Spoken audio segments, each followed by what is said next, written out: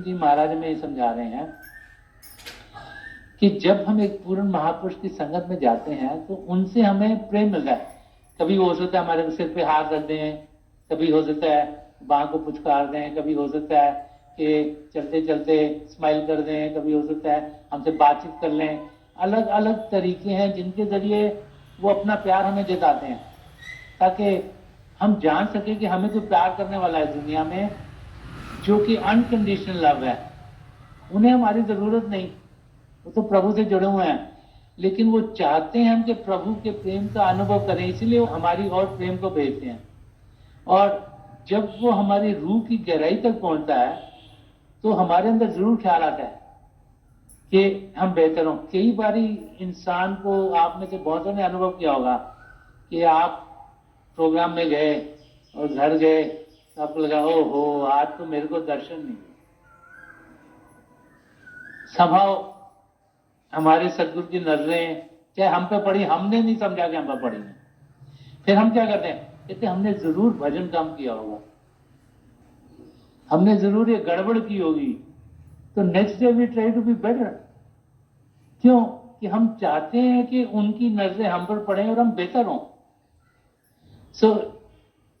वो भी चाहते हैं कि हम बेहतर हों, तो हम भी चाहते हैं हम बेहतर हों, देन वी इंप्रूव। क्योंकि उनका प्यार हमारी तरफ आए तभी हम बेहतर रहे। उनकी तरफ से प्यार ही ना आए तो फिर हम क्या करने आ रहे हैं? ये तो दुनिया की चीजों में लगे रहे।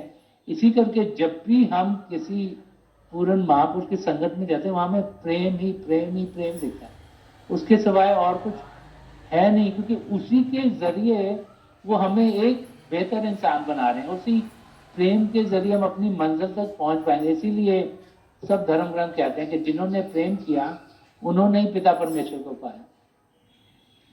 प्रभु को पाना कोई आसान काम नहीं। तो हमारे सदगुरु प्रेम के जरिए हमें उस अवस्था में पहुंचा रहे जिसमें हम शुद्ध हों। प्रभु तो चेतनता का महासागर, वहां जो चीज शुद्ध नहीं होगी वो मिल ही नहीं सकती। तो हमें शुद्ध करते हैं, हमें बेटर करते हैं, हमारी आत्मा के ऊपर जो पर्दे पड़े उनको हटाते हैं और प्रेम के जरिए हमें उस अवस्था में पहुंचा देते हैं ताकि हम शुद्ध हों और हम प्रभु में जाकर लीन हो सकें।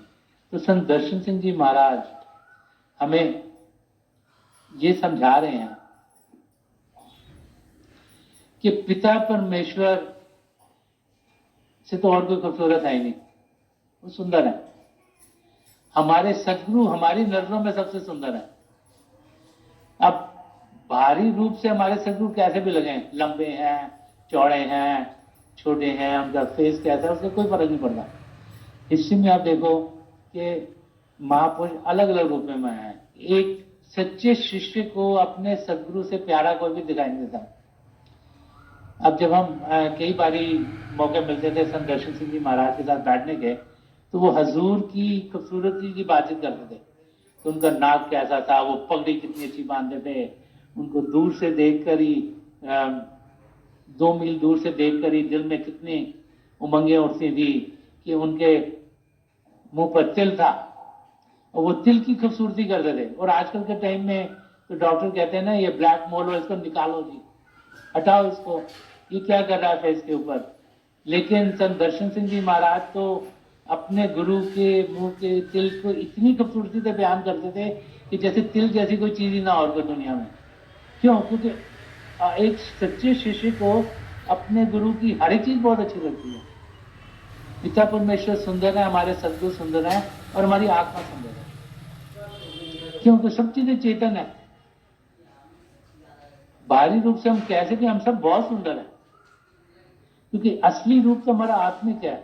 वो आत्मा चेतन है, वो आत्मा खूबसूरत है, सुंदर है, प्यार से भरपूर है। उसके ऊपर मन माया के पर्दे पड़े हैं, इस करके वो गंदी लग रही है।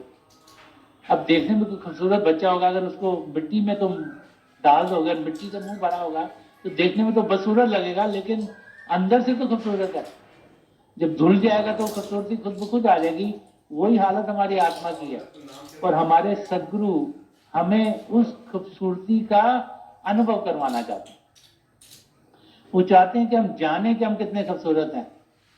वो चाहते हैं कि हम पहचाने कि हम प्रभु से अलग नहीं।